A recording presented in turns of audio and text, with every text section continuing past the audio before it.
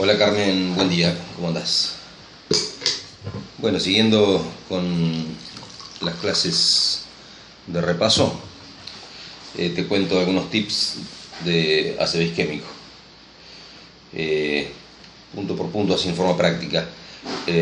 Definición: es un cuadro brusco, abrupto de disfunción neurológica focal, que puede ser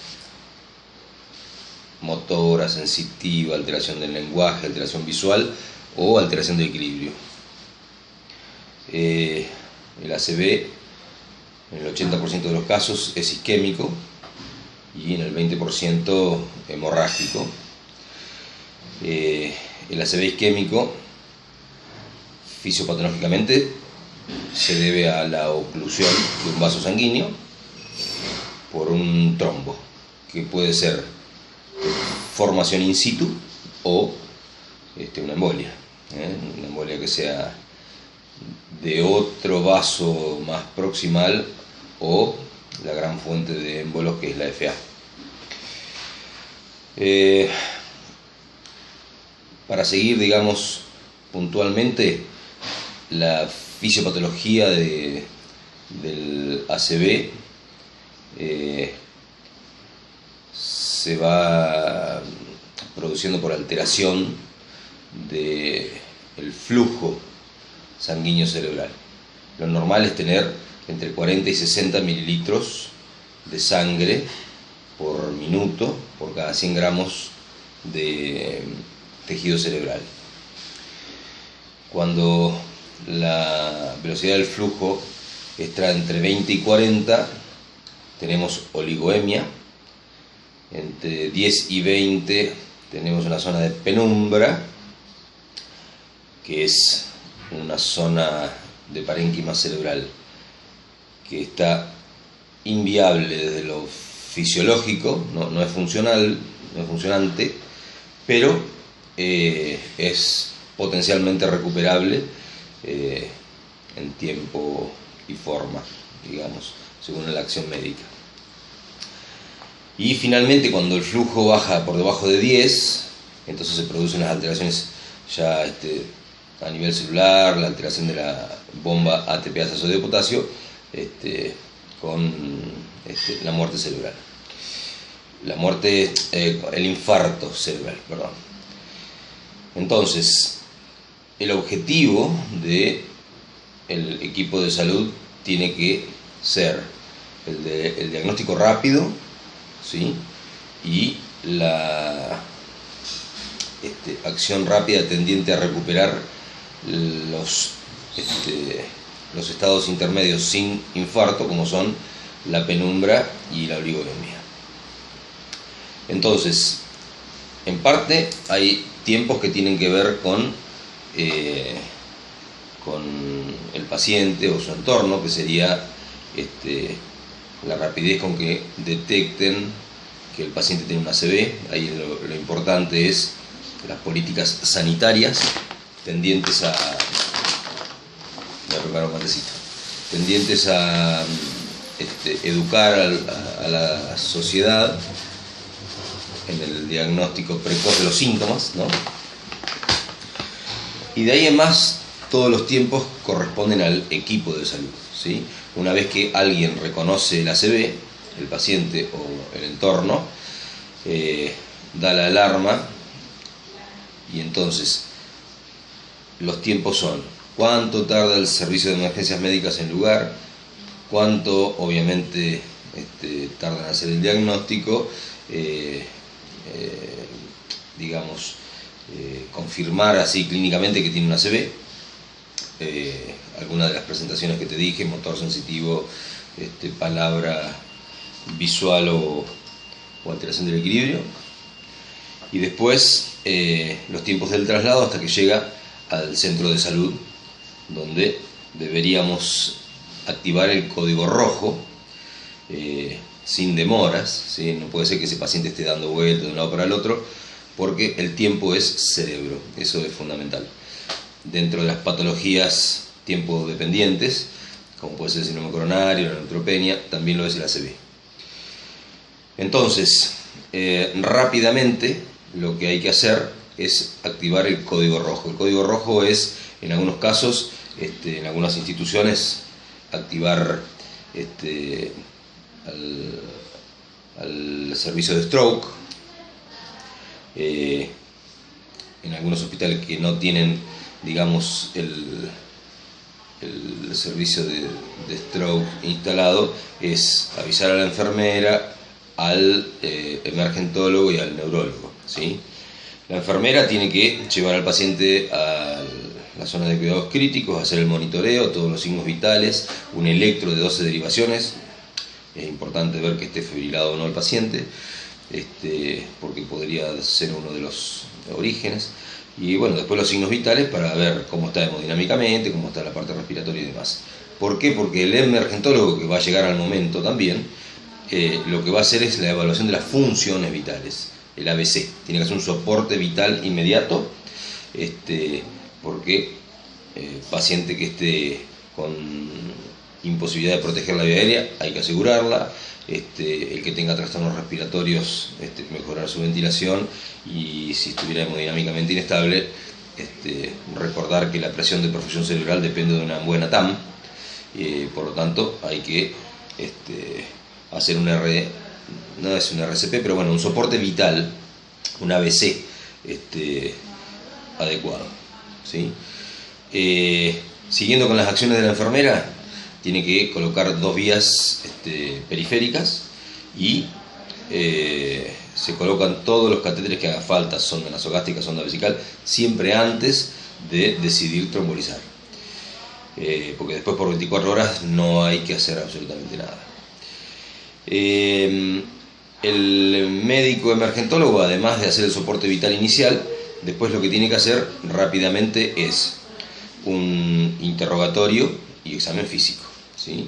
El interrogatorio es puntual en cosas muy importantes, como es determinar rápidamente la hora cero, es decir, cuándo empezó el paciente con la difusión neurológica focal, o en su defecto, cuándo fue la última vez que se lo vio bien, para establecer el tiempo de ventana en el que estamos y poder ver si es pasible o no de una potencial trombolisis, si cuando hagamos el estudio de imagen vemos que es un ACV isquémico. Entonces, primero el tiempo cero. Segundo, rápidamente tratar de descartar mimics, es decir, aquellos cuadros que tienen una presentación símil ACV y no lo son. Por ejemplo, averiguar si el paciente es un epiléptico, si tiene antecedentes de convulsiones, porque puede tener una parálisis de todo. Ver si es diabético, porque podría estar hipoglucémico y ser esa la manifestación de la hipoglucemia. Saber si el paciente tiene antecedentes oncológicos, porque podría ser que en realidad esté debutando con una metástasis cerebral de un tumor primario. También es importante en el interrogatorio conocer la funcionalidad previa del paciente. Si era un paciente autoválido o si era un paciente postrado, o sea, los dos extremos, ¿no? Porque aquel paciente postrado, ¿qué le vamos a mejorar ofreciéndole la trombolisis? Probablemente más riesgos de hemorragia, ¿no? Y finalmente en el interrogatorio nos vamos a enfocar en toda la patología concomitante que pueda tener el paciente, los factores de riesgo cardiovasculares, si tiene antecedentes de arritmia o no, cardiopatías, y después nos vamos a abocar a, con el paciente o con los familiares, a ver si tiene contraindicaciones absolutas o relativas, o sea, hacer el checklist punto por punto, para ver si tiene contraindicaciones absolutas o relativas para pasar el trombolítico, el RTPA. Inmediatamente determinado ese interrogatorio se pasa al examen físico, y acá básicamente lo que hacemos es la evaluación por la escala de NIACE o escala NICE, que entre otras cosas tiene nivel de conciencia, la visión, el habla, la sensibilidad, la motricidad de los 4 miembros, la simetría o no de la cara, etc. ¿Para qué nos sirve esto? Porque si tiene un puntaje menor de 4, realmente el impacto en la persona es muy mínima, ¿sí? Y si lo vamos a trombolizar, lo ponemos en riesgo de que por la propia trombolisis haga una hemorragia y le compliquemos realmente lo poco que tenía. Y si tiene un NIAIS mayor de 25, es una contraindicación porque ya se sabe que es un infarto muy importante y esos infartos probablemente tengan complicaciones de sangrado, ¿sí? Bien, entonces terminamos de hacer el interrogatorio y el examen físico, y eso no nos tiene que llevar más, desde el momento del ingreso del paciente al hospital, no tiene que llevar más de 20 minutos. Nosotros a los 20 minutos tenemos que estar en la sala de diagnóstico por imagen, porque, digamos, eso habla bien o no del accionar médico respecto del ACV. Dijimos patología tiempo dependiente. Entonces, acá vamos a tener que elegir entre tomografía y resonancia, ¿sí? Obviamente la tomografía es lo que más usualmente se va a utilizar, costo-efectividad versus la resonancia, que es mucho más caro, los tiempos en que tardás en hacer el estudio, ¿no? La resonancia es muy lenta, si el paciente está hemodinámicamente inestable es un problema, ¿sí? ¿Y para qué nos sirve entonces la tomografía? Primero, nos descarta otras patologías, ¿no? Podemos encontrar una hemorragia, un hematoma, podemos encontrar un tumor o alguna otra cuestión que nos esté indicando que ese es el origen de la disfunción neurológica focal. Y además entonces, haciendo una sistemática de evaluación, vamos a evaluar si hay cambios en la densidad de, por ejemplo, la sustancia blanca y la sustancia gris, cortical, y si hay trastornos en la densidad, o sea, si hay hipodensidades en los ganglios basales, ¿no? Entonces se ha hecho una escala, ¿sí? Que es la escala de Aspect, que lo que hace es evaluar dos cortes, uno a nivel de los ganglios basales y el siguiente corte más arriba en los ventrículos laterales. En el corte de los ganglios basales evaluamos los ganglios basales, el núcleo caudado, el núcleo lenticular, la cápsula interna y el ribete insular, y en la corteza de ese mismo corte, digamos, en la corteza temporal, ver si en la parte anterior, media o posterior, lo que era M1, M2 y M3, o es M1, M2 y M3, si tiene alteraciones en la sustancia blanca y la sustancia gris. Así que ahí tenemos 7 puntos. Y en el corte siguiente, el más arriba, el superior, a nivel de los ventrículos laterales, vamos a hacer lo mismo en la corteza M4, M5, M6, ¿sí? Y entonces la escala de Aspect, si no tiene ninguna imagen de hipodensidad, hablamos de que tiene 10 puntos, ¿sí? Y si vamos encontrando hipodensidades, vamos restando. Se sabe que un Aspect menor de 7, o sea que tiene 4 zonas por lo menos afectadas, entonces ya nos indica que es un paciente que no va a recibir trombolítico porque es amplio el infarto y riesgo de sangrado. O sea que por Aspect 7/10 trombolisis. Bien, también la tomografía nos permite el protocolo AngioTAC, ¿sí? Esto es muy importante, ¿sí?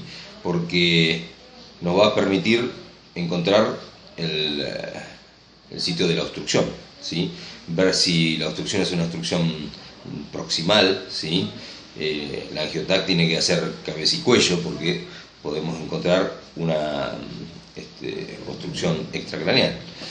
Y esto es importante porque de movida sabemos que las obstrucciones proximales tienen baja respuesta al TPA, al trombolítico. Entonces, en el momento de tomar las decisiones va a ser un aporte importante, saber que tiene una obstrucción arterial proximal, una carótida, una vertebral, ¿no? Bien. También, por supuesto, se puede hacer, como ya hemos dicho, un estudio por resonancia. La resonancia, la verdad que tiene un par de tips importantes. Si uno hace una resonancia por difusión, ¿sí? podemos encontrar signos de isquemia a partir de los 30 minutos del inicio de la ACV, ¿sí? Y en la secuencia o la ponderación T2 flare, recién van a aparecer los cambios isquémicos a partir de las 4 a 5 horas. Por lo tanto, si nosotros tenemos un paciente y no conocemos qué ventana lleva, ¿sí? Si le hacemos una resonancia y la difusión es positiva, pero no tiene la imagen hiperintensa típica de isquemia en T2 flare, entonces sabemos que está entre 30 minutos y 4 horas, o sea, está en ventana. Si tiene ya imágenes en T2 o en flare, entonces nos indica que está más evolucionado, ¿sí? Por lo menos más de 5 horas. Y entonces ya para trombolisis se fue de ventana. Bien, entonces con todos estos datos lo que nosotros hacemos es rápidamente, si el paciente tiene criterios de inclusión, iniciar antes de la hora la infusión del trombolítico, ¿sí? Y entonces los criterios de inclusión para trombolisis son en la ventana de hasta 3 horas, paciente mayor de 18 años, con un NIACE mayor de 4 y menor de 25, o entre 4 y 25, y que tenga un aspecto mayor de 7, ¿sí? Las contraindicaciones absolutas para trombolíticos, hay que tener el check, pero bueno, groseramente digamos es si el paciente tuvo un traumatismo de cráneo severo 3 meses antes, si tuvo una ACV 3 meses antes, si tiene antecedentes de una malformación arteriovenosa, si tiene alteraciones del tumor, ¿sí? O sea, es un oncológico, si es un paciente anticoagulado y el RNI está por encima de 7, si tiene las plaquetas bajas o si tiene otra trombofilia,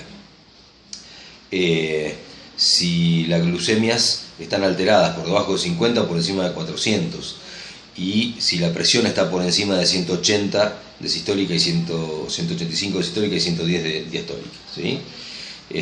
Son contraindicaciones absolutas, ¿sí? El que se le haya hecho una punción arterial 7 días antes en sitios no compresibles, otra contraindicación, ¿no es cierto? Bien, y después tenés relativas, que es una embarazada, bueno, otro absoluto que me olvidé, que es una hemorragia activa, ¿no? Una hemorragia digestiva, una úlcera sangrante, que tenga el antecedente muy cercano, ¿no? Eso nos faltó. Y la otra contraindicación absoluta, la volvemos a decir, que no podés trombolizar a una persona que tenga un aspect menor de 7. Y entonces vamos a las relativas y decimos, si tiene, si es una embarazada, si tiene antecedentes de una hemorragia digestiva 3 semanas antes, si tiene una glucemia mayor de 200, si tiene una cirugía mayor 21 días antes, ¿sí? Bueno, eso hay que tenerlo en un checklist ahí para mirarlo y hacer en el momento, como dijimos en el interrogatorio, sacarse todas las dudas respecto de los riesgos, sobre todo no en los absolutos, sino en los relativos, ¿no? Porque ahí es como en el tema del infarto, hay que relativizar realmente en función de riesgo-beneficio si le pasamos o no el trombolítico. La ventana se amplió hasta 4.5 horas, o sea, 4 horas y media, en personas mayores de 18 años, menores de 80, ¿sí? O sea que los mayores de 80, entre la ventana de 3 a 4 horas y media no entran, ¿sí? Y que tengan una funcionalidad previa a la ACV buena, ¿no? Entonces, a esos pacientes se les puede pasar el trombolítico hasta 4 horas y media.